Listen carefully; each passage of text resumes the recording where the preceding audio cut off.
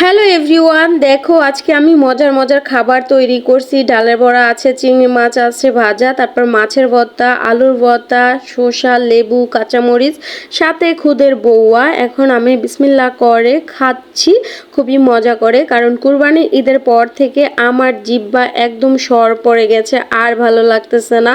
গরু মাংস খেতে খেতে তিক্ত হয়ে গেছি, তাই আজকে খুদের ভাত রান্না করছি। আর আমার কাছে শুটকি নাই, তাই আমি শুটকির ভর্তা বানাইতে পারি নাই, আমি দুঃখিত।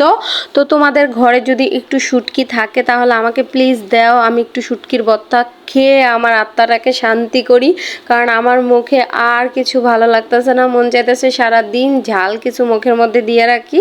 তো তোমাদের ঘরে যদি শুটকি থাকে তাহলে আমাকে দাও একটু ধার।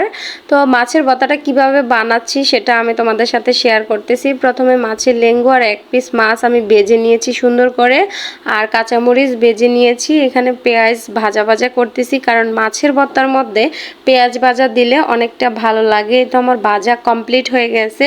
যেহেতু রুই মাছের মধ্যে অনেক কাঁটা থাকে, তাই সুন্দর করে কাঁটাগুলা বেছে নিতে হবে। আর এই তো সুন্দর করে আমি মাছের কাঁটাগুলো খুবই সুন্দর করে বেছে নিয়েছি। এখন শুকনা মরিচের সাথে পেঁয়াজ ভাজাটা একটু লবণ দিয়ে মাখিয়ে নিব, এর সাথে একটু সরিষার তেল দিয়ে দিয়েছি আমি।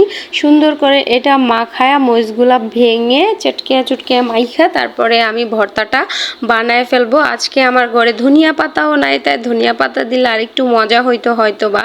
আচ্ছা বন্ধুরা, তোমরা সত্যি কথা বলবা, একদম মানে আমার মতো কি তোমাদের গরু মাংস খেতে খেতে একদম অস্থির হয়ে গেছে, এখন শুধু ভর্তা খেতে ইচ্ছে করে? যদি এরকম হয়ে থাকে অবশ্যই কমেন্ট করে জানিয়ে দেবা, ঠিক আছে? বন্ধু হয়ে যাব আমরাই তো, সমস্যা কি?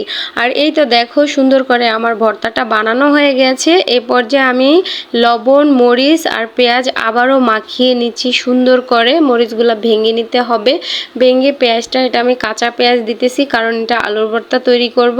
তো সুন্দর করে এই পেঁয়াজটাও আমি মরিচের সাথে মাখায় নিছি, একটু সরিষার তেল দিয়ে দিলাম।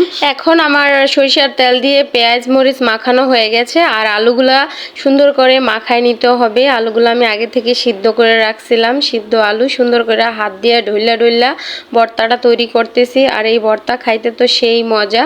আজকে আমার ঘরে শুটকি নাই বিদায়, না হলে শুটকির ভর্তা সুন্দর করে বানায়া তোমাদের সাথে শেয়ার করতাম, আর এগুলা দিয়ে মজা করে খেতাম আর তোমাদেরকে দেখাতাম। তো দেখতেই পাচ্ছ বন্ধুরা, আমার ভর্তা বানানো হয়ে গেছে আর প্লেটে আমি সুন্দর করে সাজিয়ে নিচ্ছি। এখন আমি খাবো। তো যারা আমার ভিডিওটা দেখতেছো দয়া করে প্লিজ পেজটাকে ফলো দিয়ে, ভিডিওতে লাইক দিয়ে, সুন্দর একটা কমেন্ট করে তারপরে শেয়ার করে দিবা।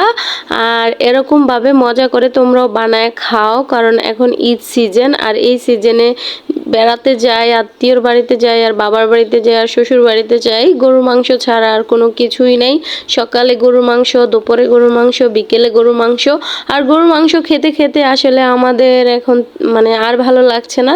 এখন আমরা একটু ভর্তা টর্তা হলে শান্তি মতো ভাত খাইতে পারি, এটাই সত্যি বাঙালির এরকমই।